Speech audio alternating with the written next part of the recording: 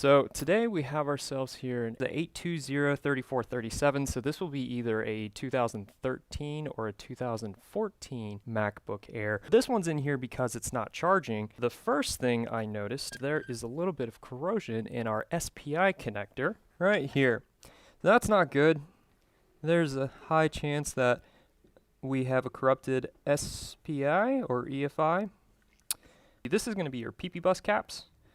Client had told us that he spilled liquid into it a while ago, and it was working for a good little bit, but now it no longer turns on. And then right here, this is going to be the chip that creates PP3V42, and that's just completely disgusting. So let's start off by pulling out the board.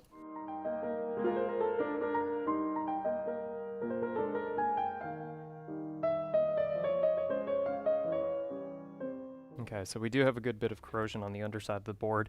I can see right here on the keyboard where the corrosion or the liquid had sat on the board and the keyboard for a minute. Let's grab our power supply. Let's see what we get when we hook up our MagSafe to our power supply. See if we get a fan spin.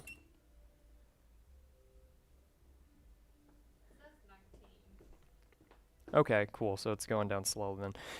So with our power supply, we are getting 0.026. So this is in the very beginning phase of it even trying to turn on. So what we'll need to do is pull out our schematics and go through our power rails and see what isn't present. So let's pull up our Flex Board View by Paul Daniels. So we want to look for our power aliases. Let's do a search for that. And it's usually like page 60.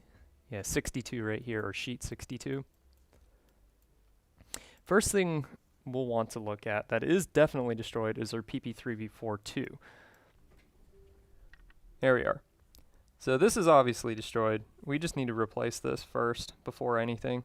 Alright, so we got our donor board here, and it looks like its PP3V42 circuit is still intact. So we are going to just go ahead and replace that component.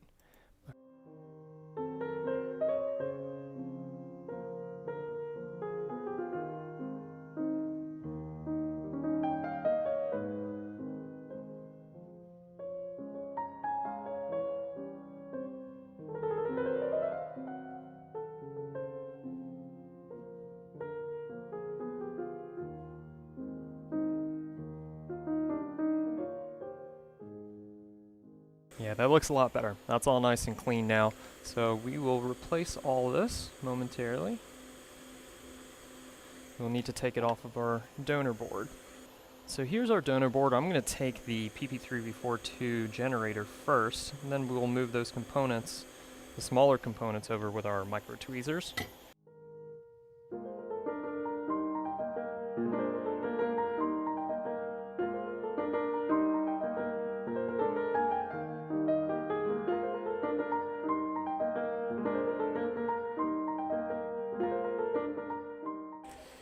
Okay, so we have our donor IC right here.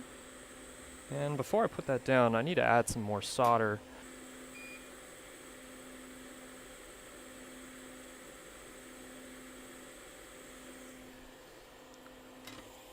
There's a nice mound right there.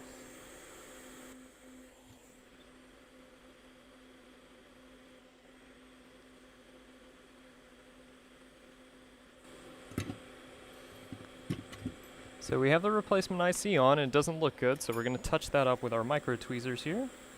Just go down the side, touching the legs. So that side looks okay. This side looks like it needs a little bit more solder.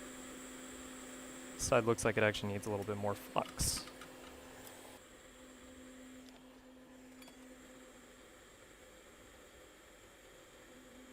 Okay, so that looks good. Okay.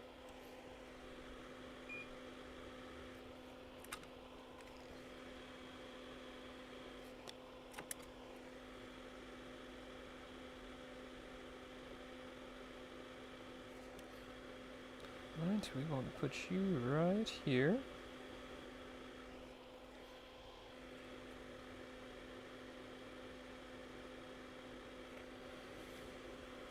Alright, next one.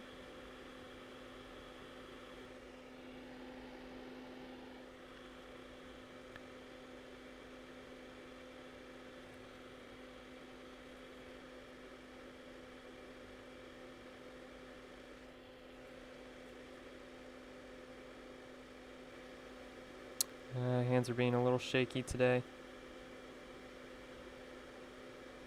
Yeah, come on. This one's not wanting to play with me.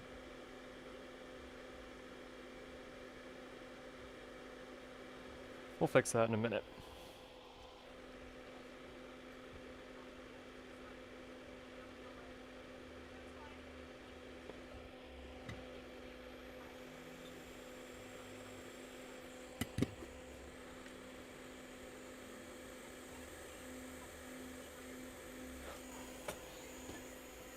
And last one.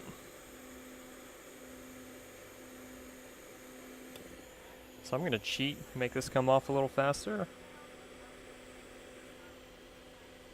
Oh. Don't know what happened there.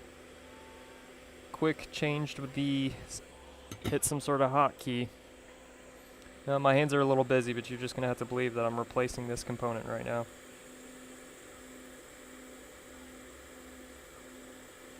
Okay. Let's see, what happened here? Let's change that back. There we go. Alright. We can't leave it like that. We got to make it look better. We don't want it to be, we don't want to be sticklers and make it perfect, but this is not good. Let's fix that.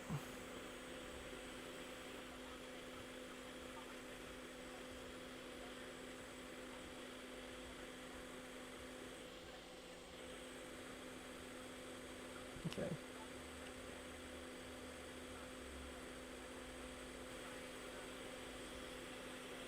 Good enough. That's what we need it to be. Just good enough. Alright, now let's go ahead and remove this JTAG connector. I don't like the way that it looks.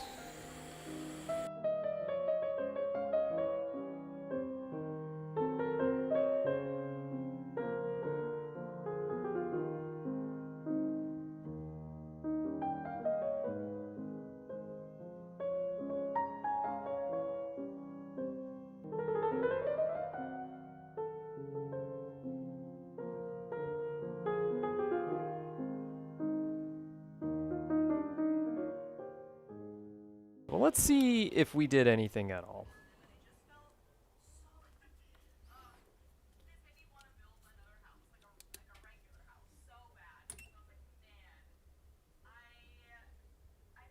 Alright, so we're still drawing about the same consumption, so we have an issue going on here. Let's go ahead and take a look at our power lines now. I just wanted to go ahead and address that issue first. Let's check and see if our PP3V42 is now present. So this is going to be the area that we just worked on right here. So let's take a look at that.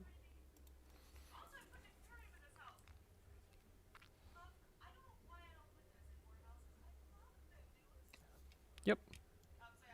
Alright, so we fixed that issue. Okay, so is PP bus present? We can check PP bus by checking a fuse over yonder. I set up my multimeter so you can see what I'm working with. Okay, so our PP bus is going to be on our fuse right here. Okay, PP bus is present. What else are we missing? Clock. Let's make sure that we have 3.3 volts going to our clock. So that's going to be on the underside of the board. There's our clock. And we want to have 3.3 volts.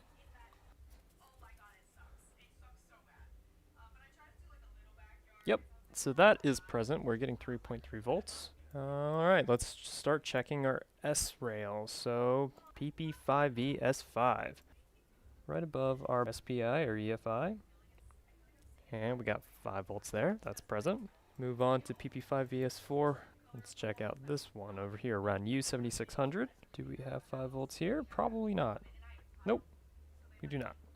We should probably check and see if our S4 power enable is even present. We are not even getting an S4 power enable line. I have a very strong feeling that this one's going to be a missing PM Sleep S4L line. Pretty sure whenever I trace this back up, this comes out from PM Sleep S4L. And let's see if anything's being generated. Nope. Nothing at all. So I'm not surprised that PM Sleep S4L is missing, just given all the corrosion we have on our clock and our SPI. So at this point, we can do one or two things. We could hook up our oscilloscope that we have right here and check and see if we are generating 32 kilohertz on our real-time clock, or we'll just completely replace those parts. I think we're just going to replace.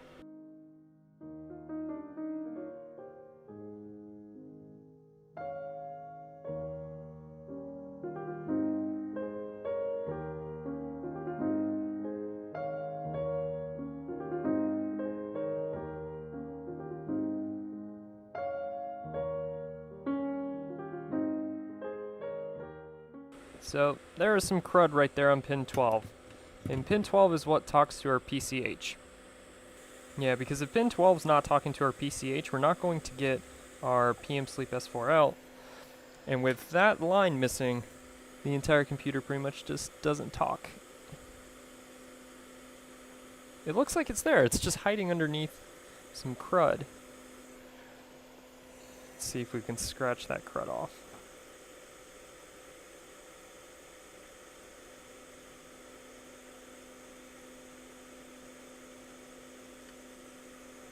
I'm not going to get too excited yet, but this is looking very positive.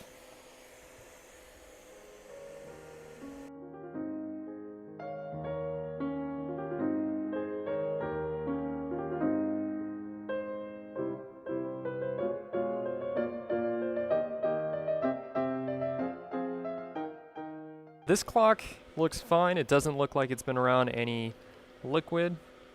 So we're going to take this one.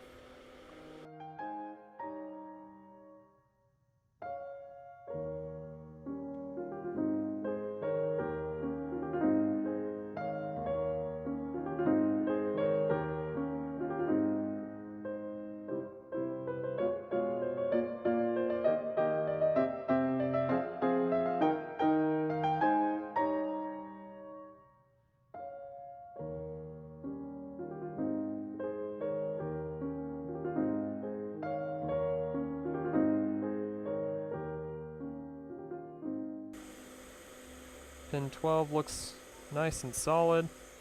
Alright, let's see if we fixed our issue. And let there be life. Still no fan spin. And we're still drawing 0.02.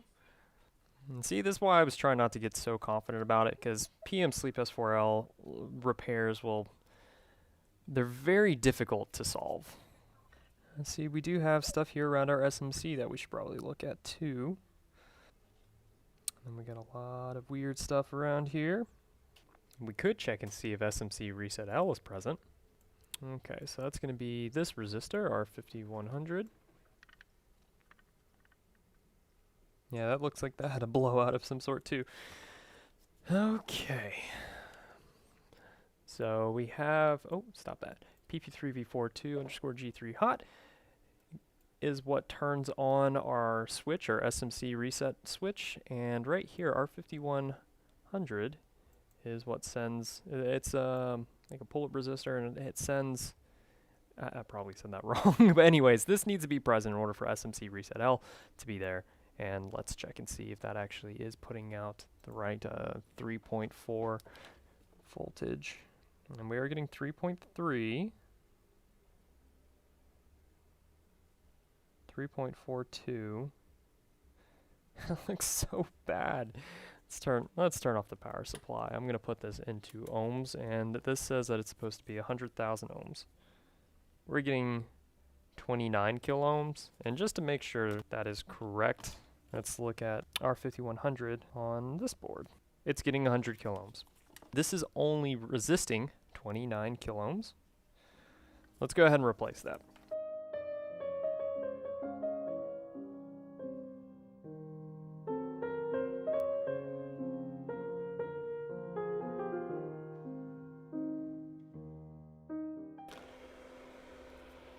Let's see if that did anything.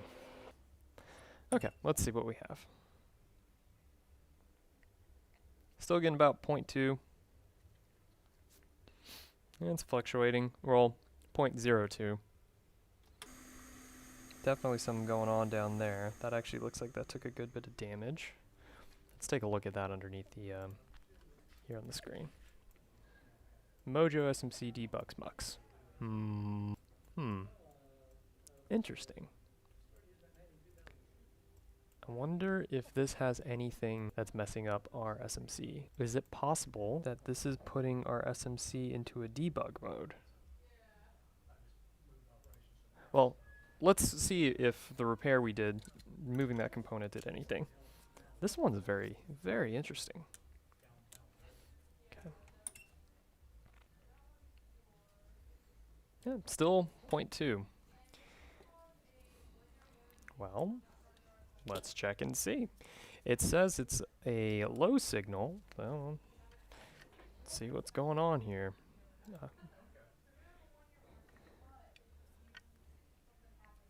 So we know this isn't turning on because our PM Sleep S4L line was missing. You know what? We haven't even checked to see if it's still missing. I think it probably is. Okay, one thing at a time. I gotta stay focused. So we were gonna see if SMC debug is a thing because this looks really bad. It was pin 10, or I'm assuming this stands for select. That's what puts this into debug mode, which is the top left, or R4650. Let's see what voltage we're getting whenever we have this turned on. Okay, so this is very low. I'm assuming this is supposed to be a 3.42 rail because we have a resistor that's between our SMC debug part enable, or port enable, that's probably what it is, debug port enable, and our PP3V42_G3 hot. So if it's a 100 kilo ohm resistor, this should drop to like maybe 3.3. But if this is low, this is putting our SMC into a debug mode. So 10 is probably touching something it doesn't need to. So we're going to replace this.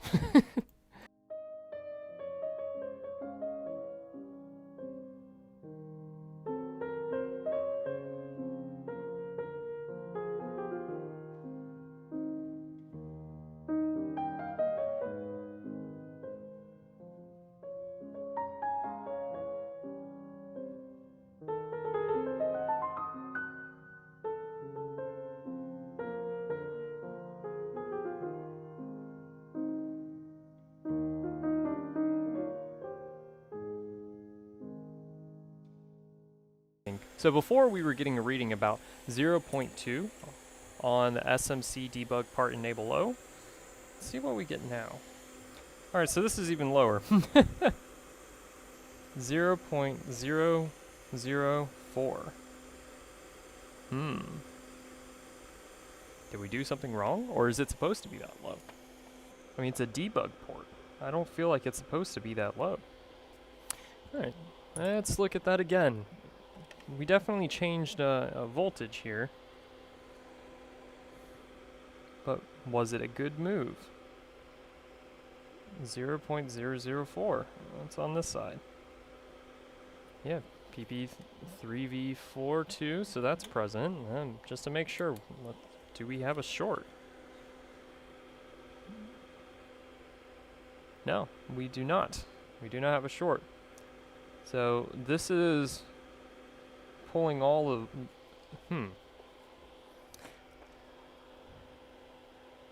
I think I'm following a red herring. This is a rabbit hole. Out of curiosity, what is this? What creates this signal? And why is it so low? It looks like it's going to be generated by the SMC directly. Oh. Here we are. Alright, so you are coming out of our SMC. So either this was bad, and it's actually grounding out when it's turned on, or this is actually a normal signal that's being generated from the SMC, because the SMC has a lot of crap. Regardless, we have a change in our voltage rating, so we did something. Whether it was positive or negative, I'm not too sure at the moment. Okay, let's take a look back underneath this microscope.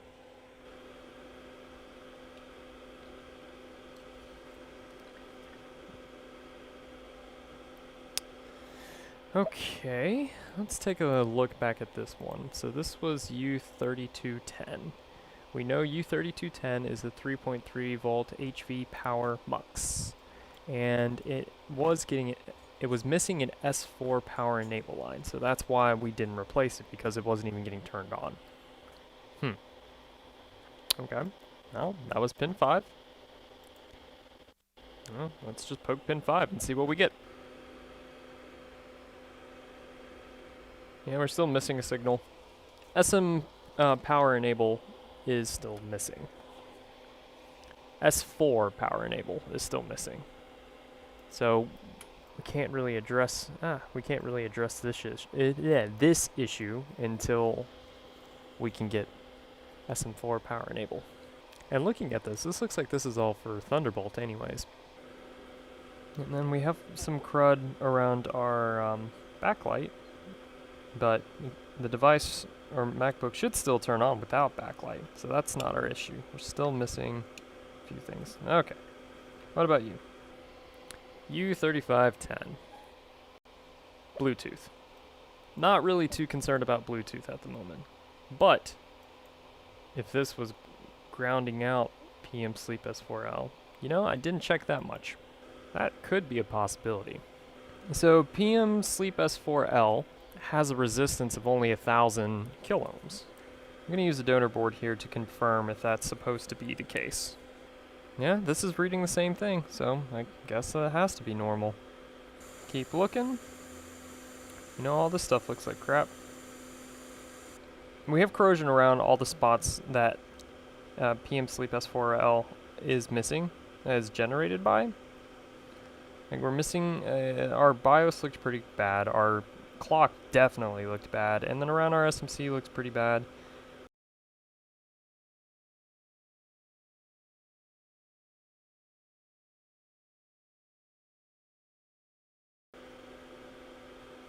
Alright, let's take a look here. See what that is. It's U1951, and that's what this component is. What is this? Okay. This guy is confusing. I still don't understand it. I've spent a lot of time understanding this, and this is a logic gate. And what makes this so confusing is that you have to have all-sys power good present. But all-sys power good is only present once this sends a signal to the PCH. Guess power management, platform controller hub, power okay. And then this will turn on the rest of the signals. But, correct me if I'm wrong, but the PCH will not send out any signals if it's off. But this will only turn on when all the signals get sent out. So this is where this all gets very confusing, because it's like, nothing makes sense here, but it's a loop, and you can't find out where it starts. But this is a logic gate that we need to generate power for the platform controller hub. And being that it looks like this, we're going to replace it. We're not going to be too hopeful that this fixes the issue, just because we're now going in a circle. But we've had just about everything that could be potentially wrong with a PM Sleep S4L line. Our BIOS looked a little bad, but it was we were able to kind of clean it up. Our clock was definitely dirty, needed to be replaced for sure. Then after that, we had something going on with our SMC debug. And while I'm still going to do some research on that connection, the signal was low. Before we were getting a signal of like 0.2 volts. After I replaced it, we were getting a signal of 0.004. Something changed. So we fixed or potentially made the problem worse. But that looks like that puts the SMC into some sort of debug mode. So maybe SMC was not properly talking either. And then this is a logic gate that tells the platform controller hub, which is in the processor, hey, everything's good. Go ahead and send out the rest of the signals. So just about everything that has to deal with the SMC or the PM Sleep S4L missing is where we're having issues. And to make matters even better, the JTAG that plugs the into the SPI, the BIOS, was covered in corrosion. So we could still have a corrupted BIOS. And you see that? We're missing a leg right there. And this is a very, very vital logic gate for turning on the PCH. See, we've been missing a lot of these legs, so I can't necessarily say if we get this working what fixed it, because we had a lot of things that were messed up. In fact, let's see what that is.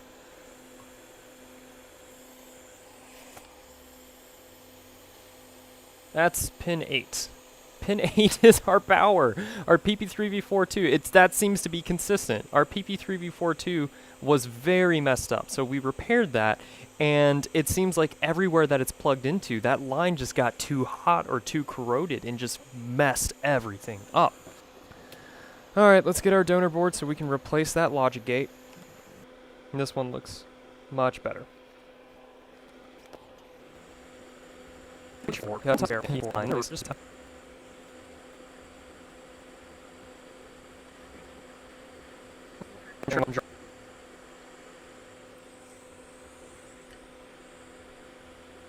Push you back. We might need you later on in the future. Okay. Alright, so you came from right here. And I couldn't tell because I hadn't put any flux on here yet.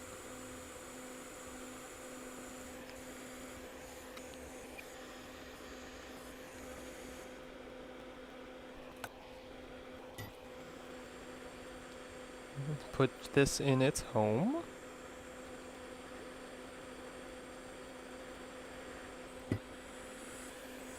And then just like all the other ones, let's touch this up.